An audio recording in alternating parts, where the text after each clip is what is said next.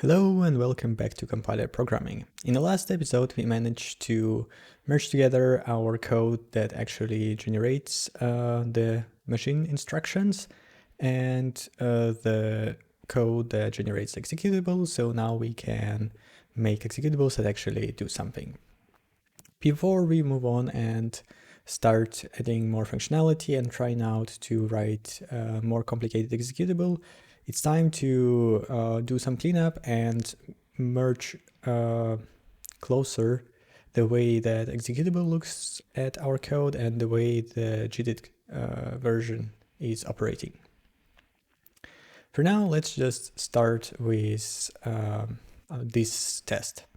And in particular, I want to isolate a function that would deal with imports because there is a bit of logic that is missing here where we are not supposed to generate, for example, multiple DLLs with the same name, right? If already added kernel32 DLL to our program, we should be just pushing functions in, but if we haven't, then we need to create one. So this needs to go into some function, and we will just create one probably here and call it something like, what shall we call it? Well, C symbol import, or just import symbol. C, I guess, no, let's do first C import function, because we also want this stuff about parsing a declaration, but maybe we can extract this into a different thing. Yeah, so let's do import symbol. That sounds good to me. Import symbol. Then we do what? It should return a value star, I guess. Although maybe it should just return an operand, and then we can do nice things with it. Okay, operand. I like this version.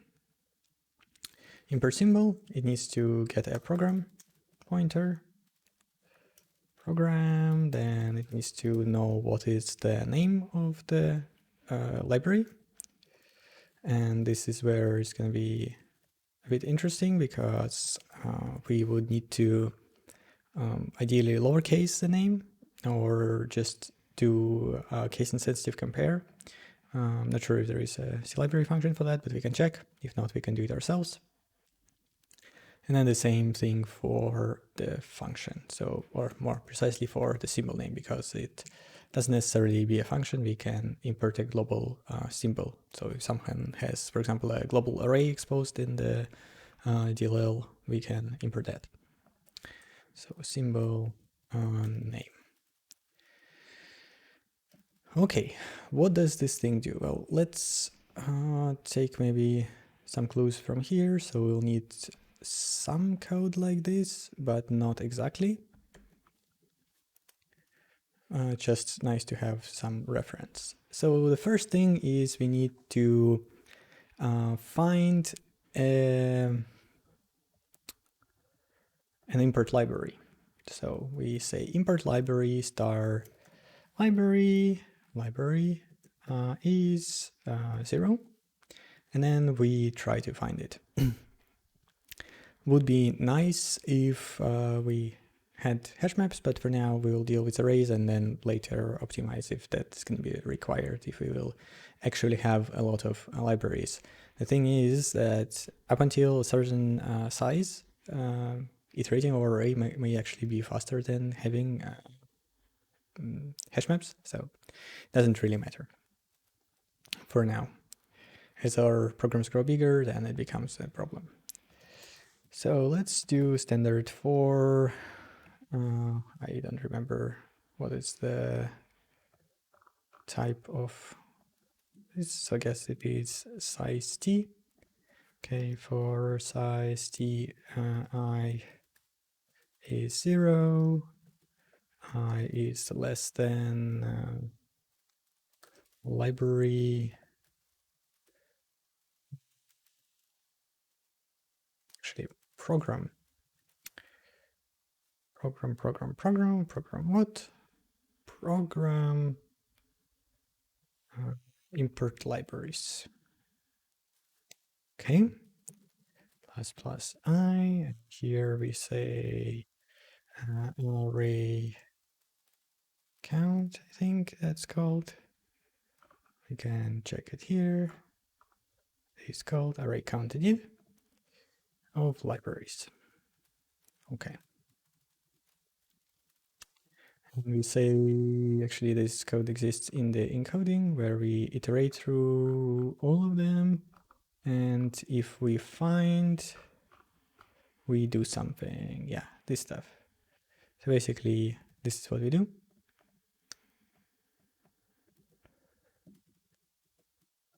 If we find this thing,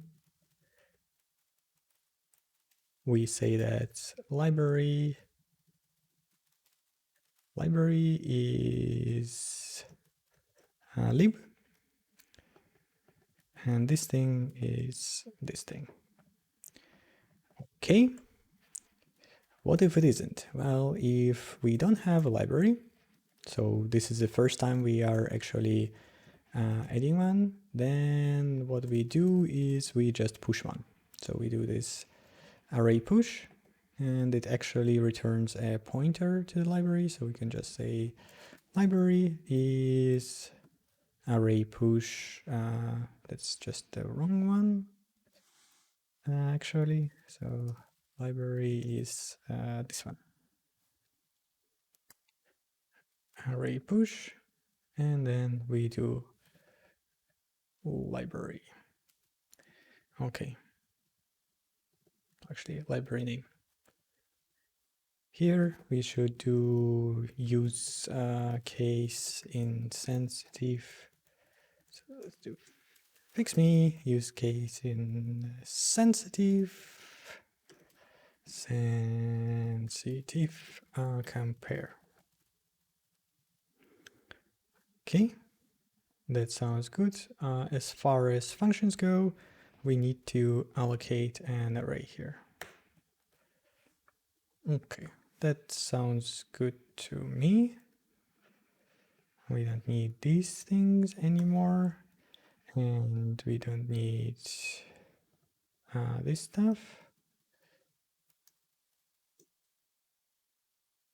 Now we need to do the same thing for the functions.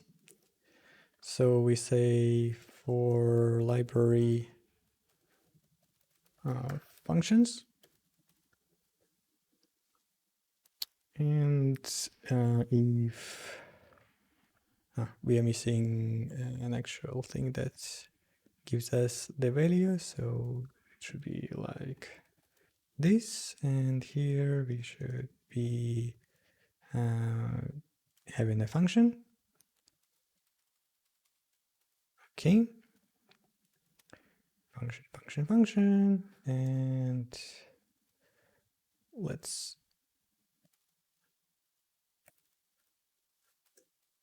it's not called symbol. So symbol starts as 0 the same way. Then here we actually do need to have case sensitive, I believe. But if we don't have one, then it is the same deal as here, where we just say that the symbol, actually this needs to change the name. So let's just change it right away. It should be symbols, symbols, change it over here. This is fine, but actual library is over here, and it should be symbols. Okay. So this is okay. It's okay.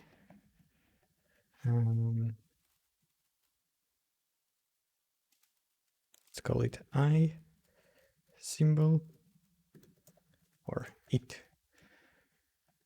If its name is symbol name, then we say that the symbol is it.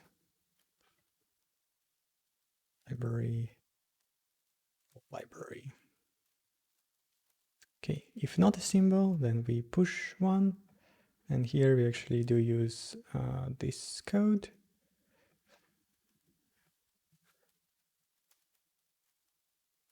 And that is very nice. Now we can return what we actually needed to return, which is this stuff. So this is the operand that needs to be returned from here. So here we say symbol name,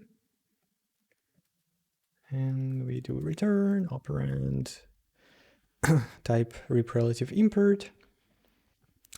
Byte size is this stuff, that's correct.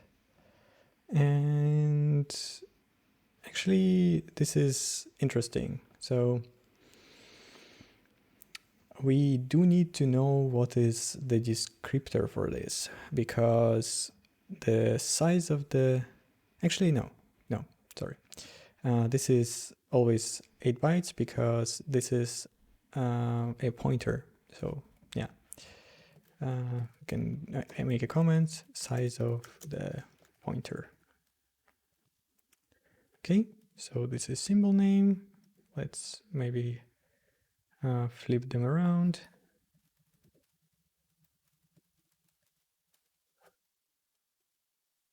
And library name. For now, I will leave this import like this, but later on we might switch it to actually point to this function as a next step, because it will allow us not to do the lookup again when we're doing encoding. So here we do again this loop where we look it up, and it's just not very nice. So hopefully we can not do that. This should not be a string, this should be something else. And we have library name as well. Library name. Okay, there will be a bunch of errors because they renamed some stuff, and also some other things. So functions is not a member, that's okay. Sign and side mismatch, so apparently this is signed. Okay, I thought it was size t, but it's fine. What else do we have? Array must have struct union type. So there is something problem with array push. I changed it before the episode, so maybe I was incorrect. We don't have kernel 32 functions. That's okay. Here it should be like this. Maybe that's a problem. Yeah, this is the problem.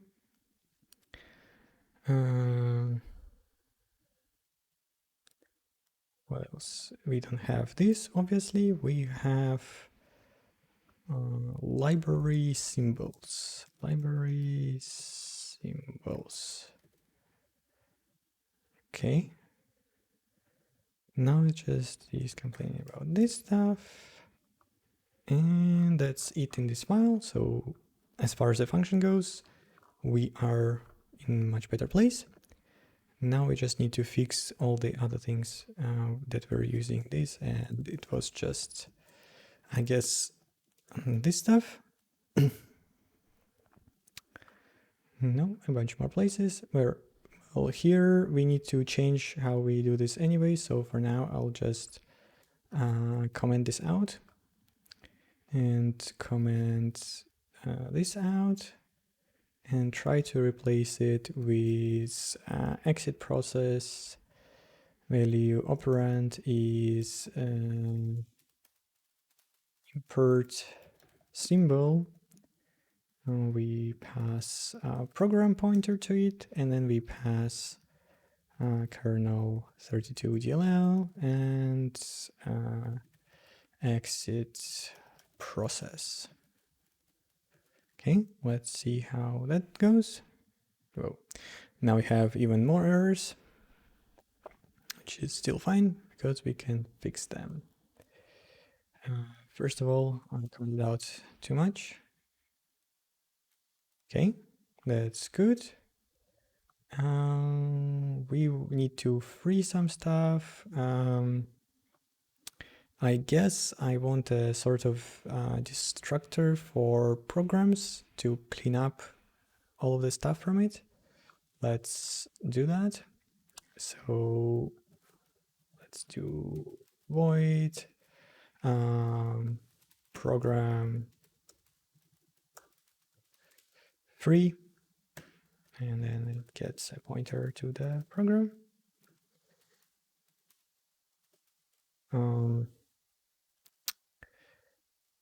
Now that I'm doing that, I guess I should not create a program on a stack, because that would make it a bit awkward to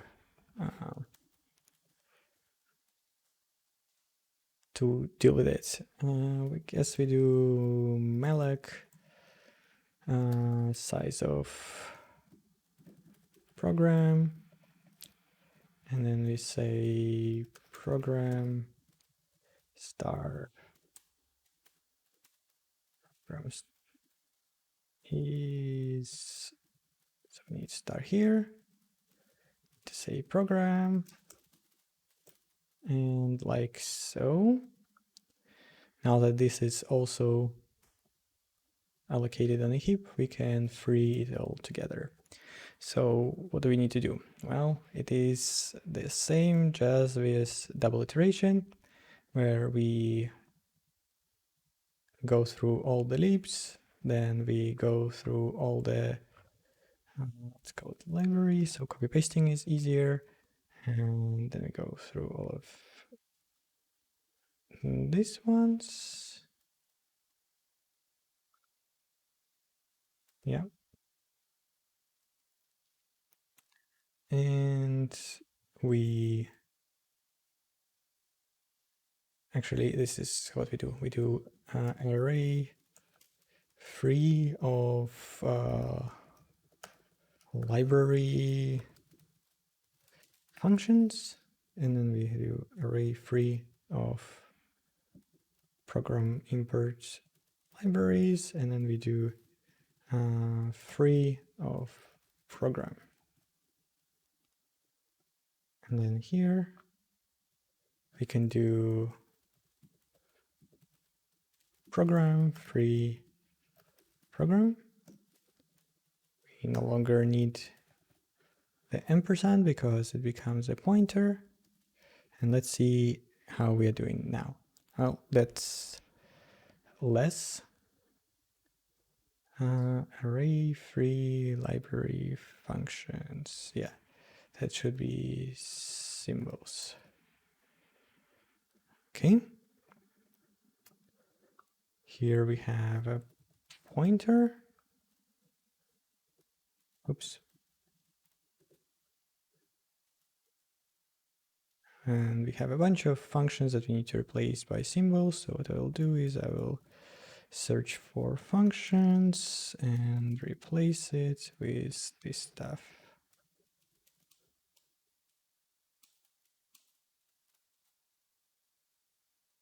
Okay. We are building correctly. Now let's see if we are still working. Let's change it back to Ep42 like it originally was. Great, we still have 42. And now we can get rid of all of this jazz, all this stuff, and all of this stuff. That seems good to me. Cool. Now we are ready. We can go and look at this C function value, And instead I want it to be, I guess I will split it in two functions. One will provide a descriptor, another one will provide a value for backwards compatibility with what we have at the moment, so that we don't break current tests, at least not yet. Let's put this stuff in the Git stage so we don't lose it. And let's look at this stuff. So C function value, it allocates a descriptor, it allocates the value, and then it returns a bunch of stuff. Okay.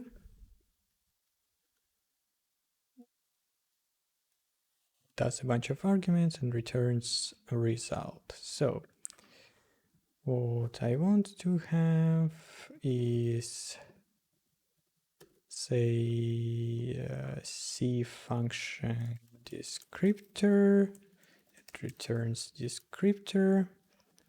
We don't have anything about the value here. And we just work with descriptor directly. Should be nothing about the result, and return descriptor.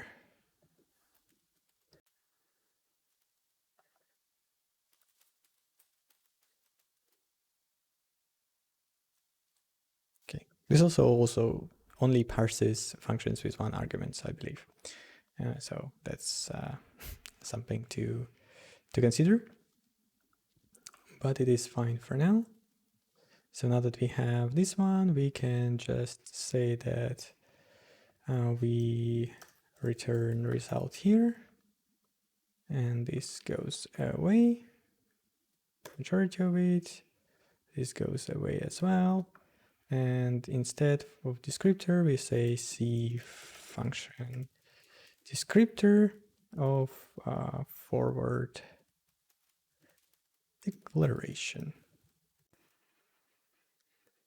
Too few arguments for a call because I'm still passing the function that is actually completely not necessary here. Okay, let's rerun the tests. That everything is great. Now we can change this up to have something else, so we don't have this awkward 0 over here. Instead, we will say temp allocate value and exit process value is value, where we say descriptor is this stuff, C function descriptor, and we don't need to pass there, but we can pass this thing into operand directly. Okay, that is pretty neat. Let's check that it works.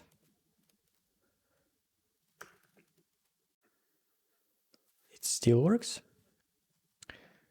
And just to make sure that we are still running the right thing, let's break it and try again.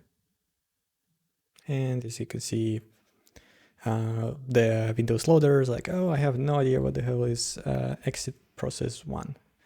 It's not part of the DLL, so at least we know that all of this is working. But now that I'm thinking about it, would be even nicer if we did have C function import that will take the name out of here and then pass it to this thing. So let's do that. We will need import symbol, so let's take this and put it over here and say C function import. And what it will take a pointer to a string that is a library name, and it will also take this forward declaration, but it might be a bit tricky because we are not really yet extracting the name correctly, I think. Let me look at what it does. So it parses the return type, and then it just ignores all the other stuff. So let's do it this way. Yeah. So we need to find a name out of that function. The way we're going to do that is going to be a bit hacky, and it's something to fix as well. We will look for this brace and then go backwards until we find a space. So we just say that, yeah, and while minus ch star. Okay, let's split it into multiple things so it's easier to understand. So we do this minus ch to go back one character, and we are saying that while ch is not a library name, we don't need this first function. Sorry, it's not equals to forward declaration, so we are not at the very start. We are not on the space character, so as I said, we are not over here. Everything in between should be our the name of the function. Okay.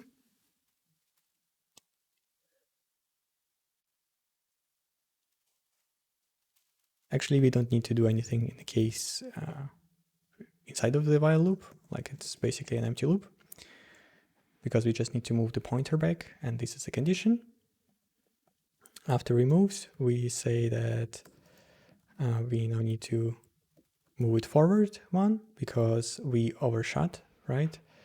Or we can do ch minus one. I don't know. Let's keep it this way. And now we need to copy this this part of the function. So we actually need to save, say like symbol name end. Now we do char star symbol name start is symbol name end, or minus symbol name end. We need to put this stuff over here.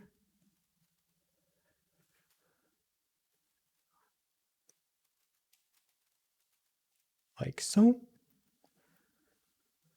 And like so. And now we need to figure out what is the size of that string, which is very easy. We have the pointer to the end of it, and we have the pointer to the start of it. So we just say that U64 size or length is symbol name and minus symbol name start. We allocate the string, so we say char star all symbol name is temp allocate size length +1, because we also need the 0 byte at the very end of the string. This is how C strings work.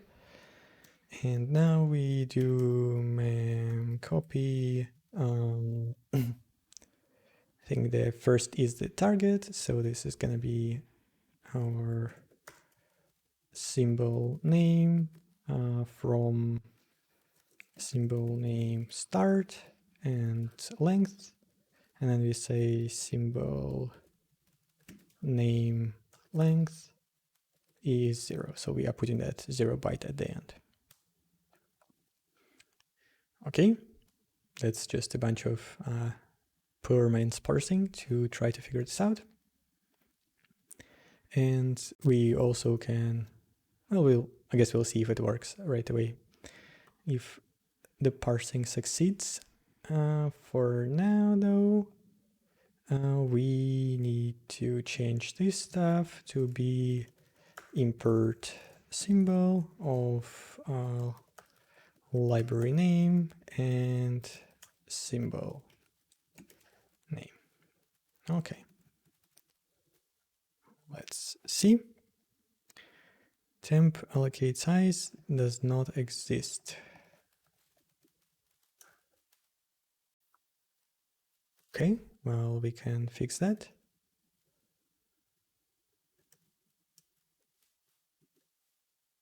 Where we say temp allocate size.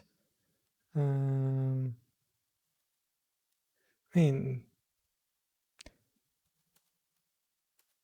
temp allocate array actually will work for us just fine in this case. So let's not create new functions if we don't need them. So let's say temp allocate array s8 and then length +1. That's good. Library name and function name. This wants a program. So that's something we will also need to pass into here. Okay. What are you unhappy about? Different types for formal and actual parameters. Okay, you're right. You want a char. Okay. Let's do printf %s symbol name, just so we have something to look at, and we call this thing, but we don't actually use it yet. C function import.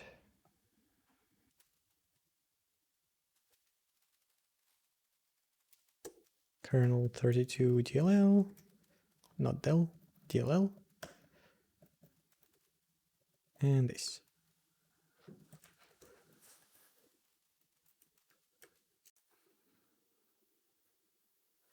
Too few arguments. Indeed, I also need to send you a program. That's great. Let's run this. Okay. Something is not working. And I think I know what. Yeah, we are basically not doing anything with symbol name. So let's do this. We want to move backwards.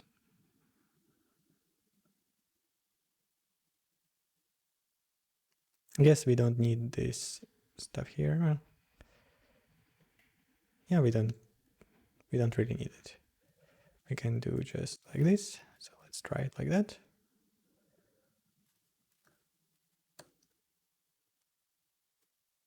Okay. And we found exit process. Yeah, that looks good to me. So let's try to use this function. Instead of these ones, we just say value star exit process value is this.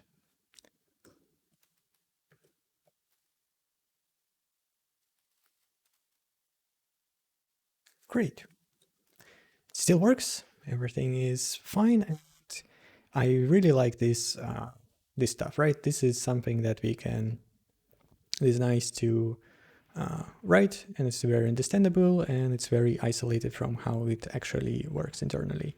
And once we get to the parsing of the code, this also will be very easy for us to integrate, right? We'll just have the parser give us these 3 strings, and we're like, okay, here you go, here are the strings, everything is great. Cool. What's next? Well, I guess the next thing I want to take a look at is the code that does the import from DLL maybe, or not. So the general idea now would be to try to make this stuff also work with the JIT code. And right now it doesn't, because they even use different operands, and this is not exactly what we want. It will be a bit tricky to make it work though, because it well, let me think about that. So inside of encoder, what we do is we look up this thing and we do this calculation, which is program code base RVA plus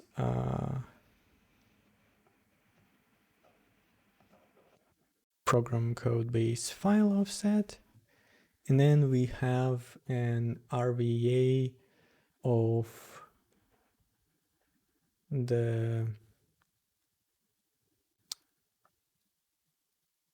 these things. I guess we could make it work right now, but it might be a bit tricky. Let's try that. Yeah, so let's put this into the index and then continue. I want to see our C function value usages. So this just checks that we can parse stuff. It has nothing to do with the rest, and we can actually change this test while we are at it, because it was using 0 here anyway. It was only caring about the descriptor. So let's just, verify that it's a descriptor and remove this stuff.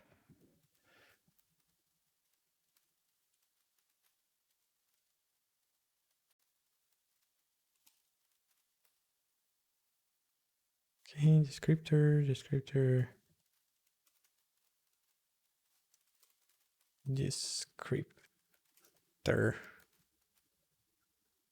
Okay, let's retest. Just something along the way while we were looking at this. I want to get rid of all the instances of C function value, I guess. There might be cases where we still need it, maybe. Yeah. The only case I can think of where we will need this stuff is if we would want to, at compile time, expose some of the compiler functionality to the program itself. But this is a very obscure, I guess, case, but let's still keep this test. The more interesting test is this one, where we right now do the DLL import, and we can try to change that to be something else. In particular, I want this to mirror our code for the PE32 executable. Let's try to figure this out. First things first, we will need to store this somewhere. So this global value, it will change to operand type relative import, and then, as I mentioned, we'll need to do some calculations to make it work. Okay. Let's take this stuff, let's take this, and we say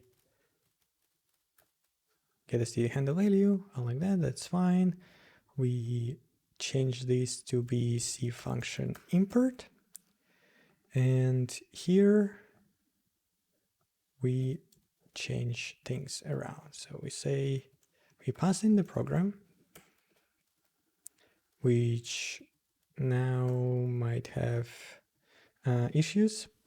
So let's actually check this before we continue. So program, yeah. here we need to change things. So let's move this line to here so that all the programs actually have import libraries, and well, for now we'll need both it. And then here we say array free test program import libraries. Okay, that sounds good. And we can jump to our code there. See function import, we pass in the program, we pass in this stuff, and we also say kernel 32 DLL. Okay, so now this looks exactly as the code we use for the executable, but I want to make it work for our dynamic use case, which is gonna be, yeah, so here we run into the problem that I mentioned it on the previous episode. When we end the function, we call already function end, and this call will encode all of this stuff. So that means that when we do, right after we do function import for our JIT code, we need to flush it right now, otherwise it will do the wrong thing, I guess. Or let me think about it. Maybe that's not such a big issue because it will not. Yeah, actually it should be even fine as it is right now. We just write it out directly. Okay, so let's figure this out. I say h instance kernel 32 load library, but now we will get the library name out of our value. So value operand import library name, and then for the function, so this is also, we probably don't need this one. Maybe we'll do, yeah, I don't think we will need this, but for now let's keep it. And then we do get proc address, and this get proc address is gonna happen with get std handle symbol name. Okay.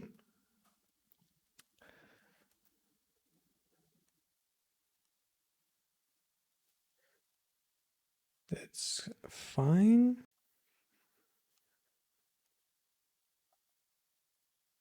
Global, the value. Okay.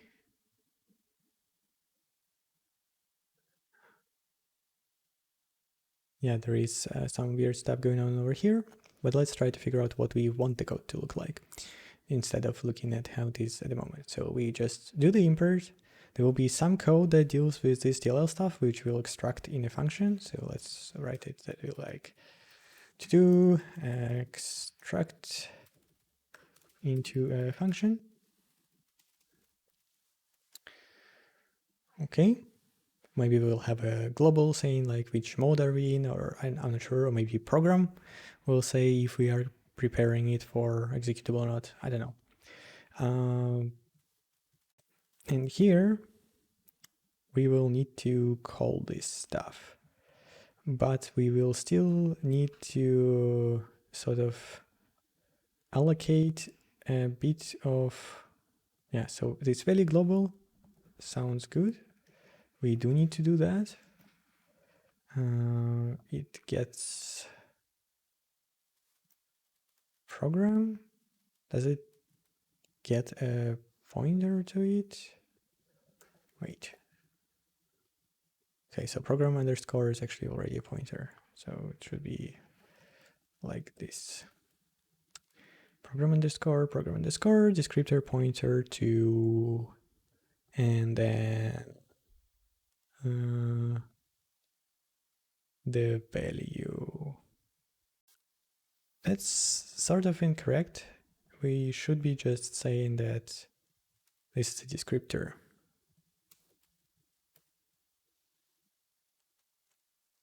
I think. Yeah, get std handle value descriptor. And then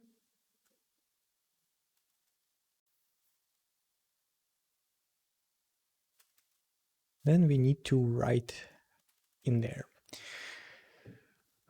But what we write here is something very different from what we were originally writing. And in particular, we need to figure out some calculations.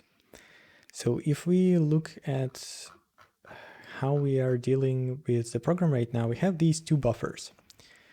And we are putting data in data buffer and we're putting code into function buffer. So that's already sort of incorrect naming, but let's keep it for now. In here, we would put the pointer to the function we just imported. And from the code, we should be able to figure out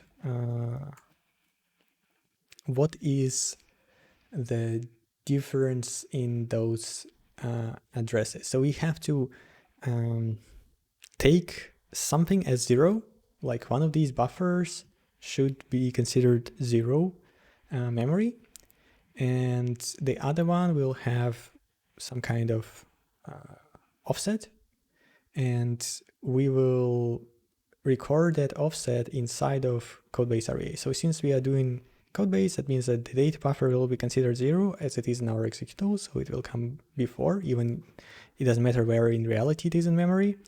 And then codebase file offset is probably going to be 0 for the JIT code. So this is fine. And this one we will need to write in our tests, I guess. So let's, in our setup for the test. So when we do this, we also need to say test program, what is it, codebase RVA is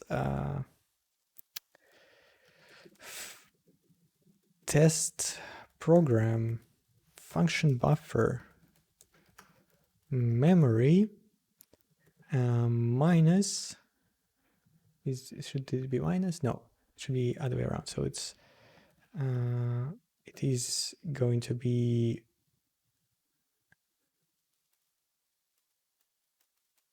it's like this. So we are putting in the difference between data memory and code memory into here. This will be the offset of code. Now we can use this to start calculating the relative virtual addresses as if we would be inside the executable, but for our runtime code. Let's go back to our test. And here, what do we need to do? Well, we need to figure out what to put into the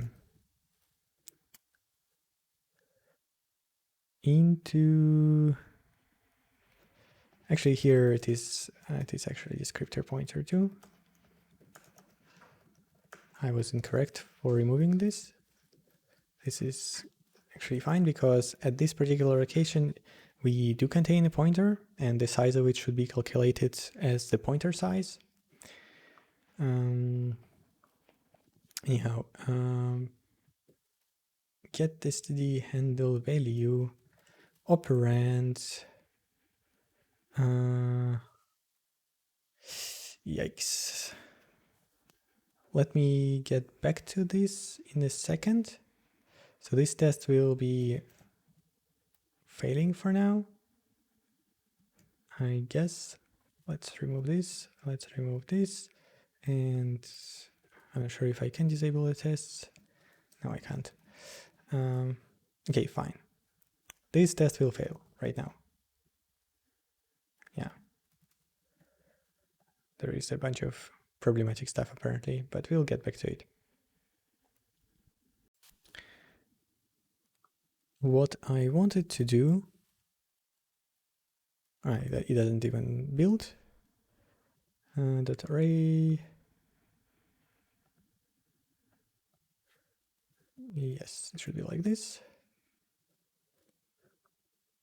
What is wrong here? Have test program, buffer.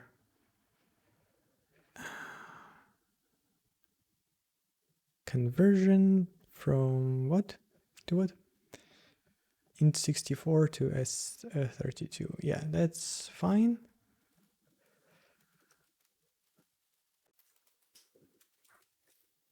And we just add fix me for now. Make sure that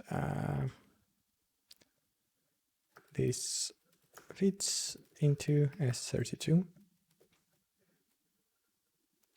And now we have just global, which is not really used.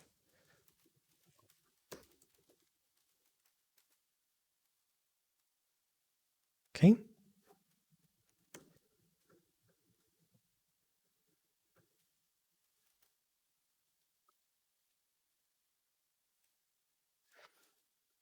Good. So we have this assertion failed in encoding, which is very interesting because I haven't touched the tests in here, but apparently something blew up. Oh, I know what I did, I guess. Was it really this?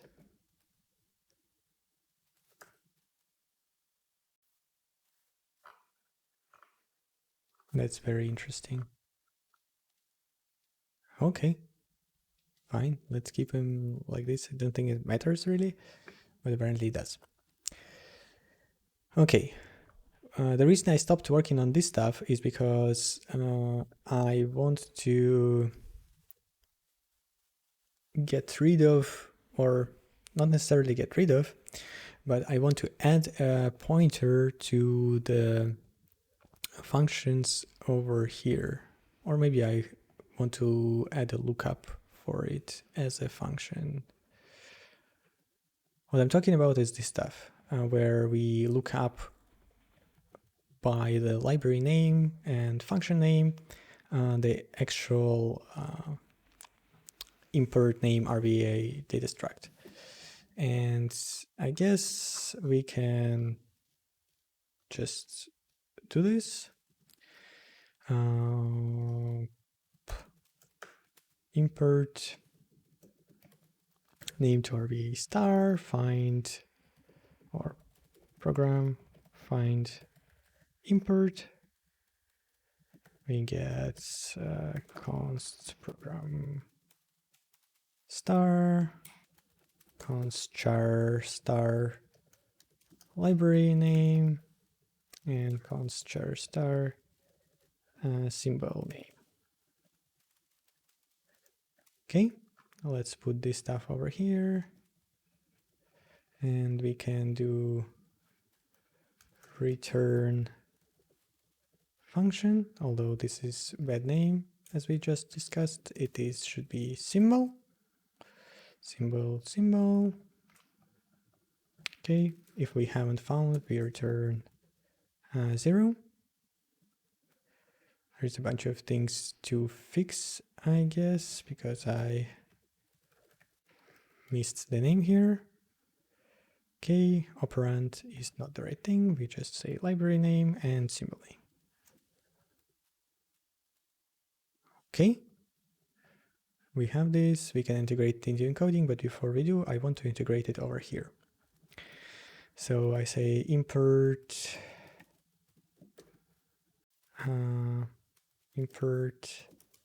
name to RVA star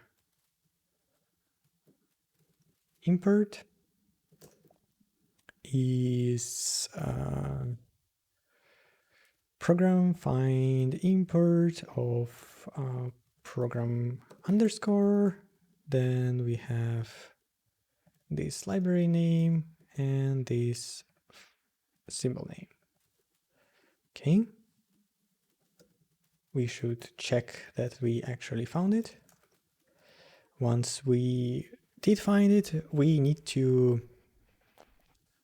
do two things. Thing number one is we have this value that is the actual pointer to the loaded DLL with, and the pointer inside of that DLL for the symbol that we wanted. And the second part is relative virtual address that we will use for encoding the instruction. And both of those need to be done. The easy part is putting the address into the global, because this is what this code was doing, and we don't really have any problem with this. Right, so this is putting the right thing in the right place. However, we also need our code to have correct relative virtual address, and this is a bit more tricky. For that, we need to understand what is the offset of this address inside of the data buffer that we have, and then, well, actually, that's it. So it is not that bad. We just say that our import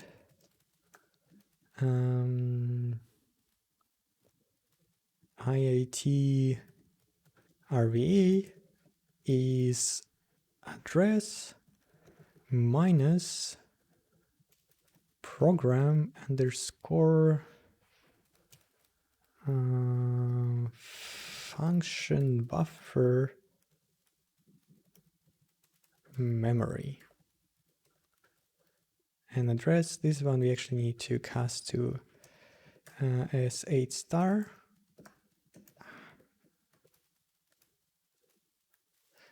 So that we have correct byte size. Because in C, you have, if we would use, for example, something like this for the type, we would end up with the problem that every time you do +1, for example, it actually adds the full size of the type rather than 1 byte. And here we are all manipulating bytes. We want byte offsets everywhere when we are talking about relative virtual addresses. Okay, this sounds good to me. We can start cleaning this stuff up, and let's see what is going on. Okay, this also complains that this actually is might be bigger. So let's add another fix me here and say fix me, make sure it fits into S32. Great. Well, let's try to run this, but probably I messed up something somewhere, so we'll see how that goes. Yeah, it doesn't really work, but we can check here with our Visual Studio what is going on.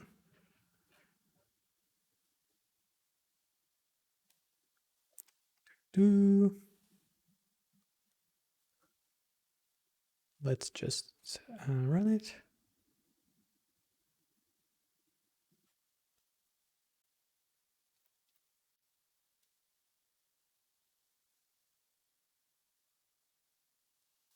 Yeah, we are crashing at the very start because now we can't output the executable. That's a bit annoying, to say the least. Let's disable, I guess, our writing out for now, although I might forget. What shall we do? It's fine, let's disable it.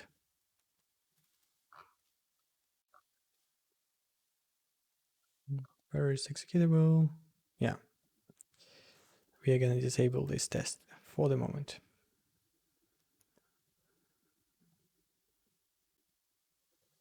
Okay. Access violation reading location. It's exactly what I expected. Here we need to find our code that deals with the stuff. Yeah, that sounds good. Let's do here and let's try again. Okay, let's start inspecting our stuff. First things first, program. We have data buffer and function buffer, and they are close enough to each other that if we do the difference, we should be able to fit it into the right space. So what is codebase RVA? And it says that it is FFFE0. That does not seem like the right number to me.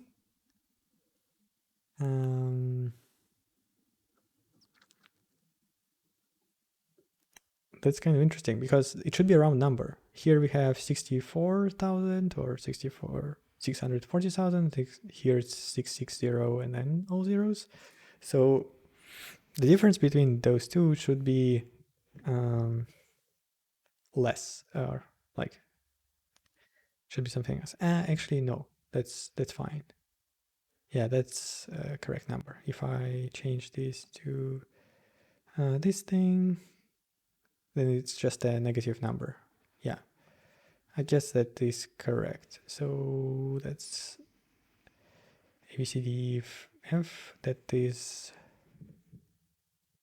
1,000. F0, yeah, maybe that is actually correct number. So the function buffer is P4 data buffer. Yeah, that seems okay. Let's find what is this import IIT RVA. So this IIT RVA is 20,000.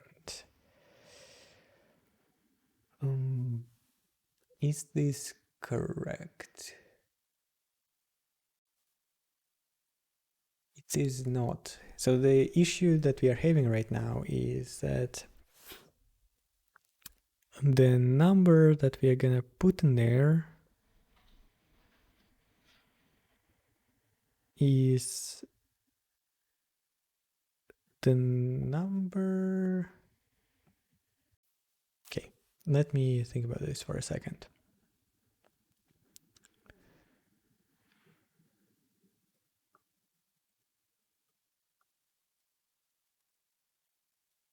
This is how we are writing this out. We are taking the code base RVA, which is going to be this negative to 20,000 or something. Yeah, negative 20,000 in hex. Then we're going to take, so this is 0. So this is going to be just buffer occupied. So we take this negative stuff, we add this thing plus this. Yeah, that sounds fine. So this is next instruction. It's not address. Let's be more explicit and say that it's also a relative virtual address. Okay. Then we are taking this stuff and we put it as a diff in the executable.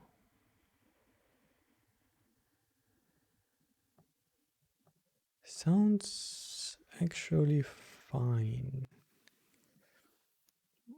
Let me try to step in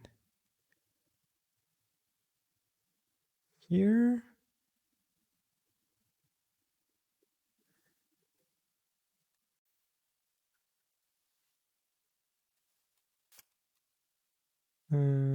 And we are calling this function, so I need to change into assembly.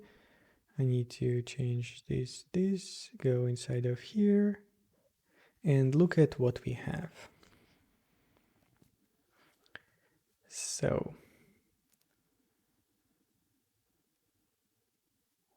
this is probably the number for handle. Yeah, this is this number. Where are you?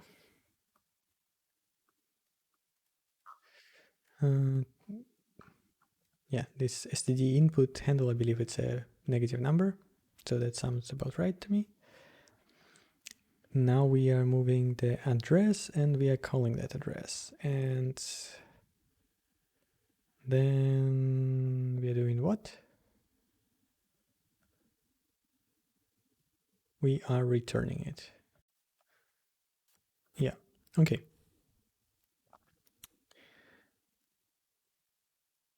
The question is this correct? And obviously it isn't, because this is where it crashes. But now I want to go back, so let's take this number and just remember it. Now I want to go over here and get out of the assembly, or I can stay in assembly, it's fine. What I want to know is where in memory we have our buffer. So program, and this is our data buffer, and this is the actual thing that we have. So it looks to me like I'm messing up the operation somewhere. I should be doing into opposite direction, because we have 8000, we have A, and we have C, and I ended up at C instead of ended up at A.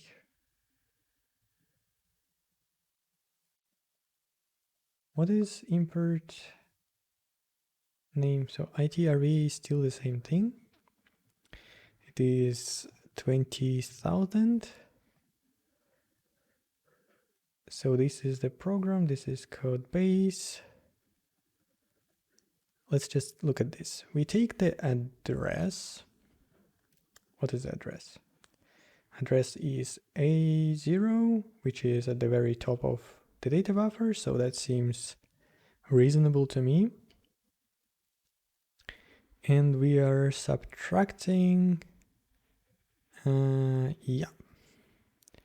So I think I found what the issue is. We should be subtracting data buffer. We want to know where in a data buffer is this stuff.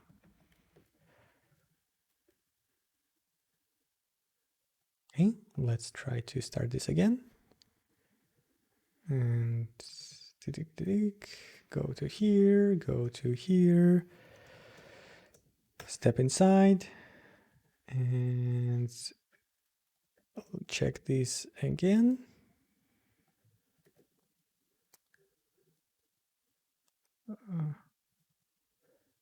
Although now my call stack is completely messed up for some reason. I can't. Yeah, because yeah. So once I go over this sub, I can't really go back and stack, because it's these functions, they are not fully compatible with the API, which is something we need to go back and look at, because we are not storing the stack pointer correctly. So that's something we need to fix, but it's fine. Let's just try to step over and see if it explodes. And it doesn't, so that means that now we probably have what we wanted. Let's try to rerun the tests. And the tests are actually passing. The reason we have this here is because I disabled the tests over here, and it tries to run the executable, and that executable doesn't exist. So exit code is some weird exit code.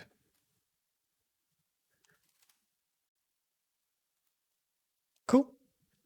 So let's recap. I know it might have been a bit hard to follow what was happening, but the main idea of this video and probably next couple is we had this whole way of how we were running programs before, where we were just throwing some buffer into memory and doing anything that we wanted with that memory, and always dealing with absolute addresses because we always knew where what was, because like it's a running program, you can always figure out what is the address of everything in the universe. So we were doing what was the easy option. Now that we have a way to output executables, but it would be still nice if we could run the code as JIT, we want to be more thorough about this, and we want to make sure that the addresses that we use are relative ones, especially for imports. And this is exactly the change that we did here, where now we are, it doesn't matter if we're doing executable or non-executable, our import looks exactly the same. The difference is with this code, and then this code sort of looks the same again, at least without the function. So this is also something that we need to generalize. And its generalization is probably going to happen in the next video, where I would make it such that when we end the function, we don't immediately generate code for it, but we just store it somewhere, and then we in one go generate the code for the whole program and then deal with it afterwards. And this step where we generate the code for the whole program is also where this stuff is going to happen. For now, this would be it. I think we made some nice progress, some nice improvements, and I thank you very much for watching till now, and hopefully see you next time.